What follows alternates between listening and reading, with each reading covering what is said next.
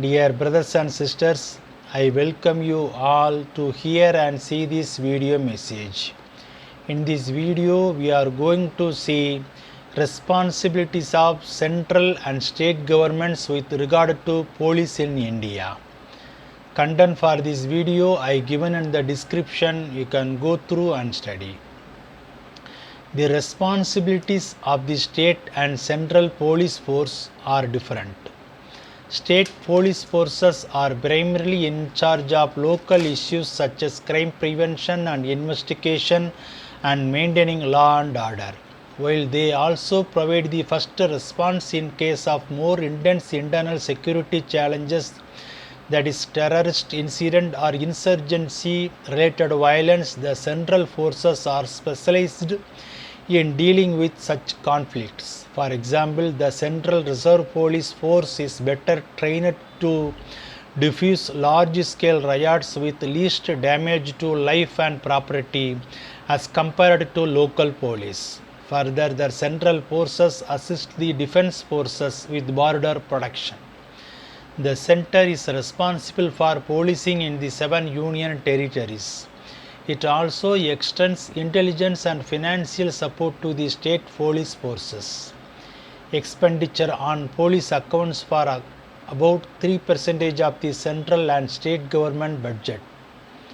Under the Constitution, police is a subject governed by states. According to police laws, both the central and state police forces are under the control of political executives. Lack of coordination between center and state is a matter related to the maintenance of law and order, results in ineffective functioning of the police force.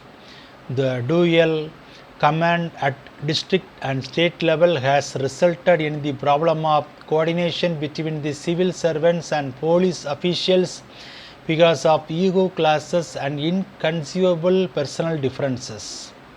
There could be numerous areas where inter-district and inter-state coordination and synergy could help improve the quality of policing, save time and effort, and build mutual trust among the respective police forces.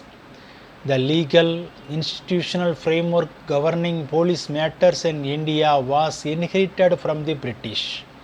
The current legal framework, comprising the Police Act 1861 and other state-specific laws, is deficient in establishing an accountable police force. Even at present, Indian police is based on colonial law. We all know that most of time British rule used police as their instrument to suppress the voice of freedom fighter and for their personal gain. Police come under state list of 7th schedule of Indian Constitution. In every state is legislating a different police act, which may create problem. Most states have continued to legitimize the status quo by following the 1861 Act and so causing political indifference towards calls for police reforms.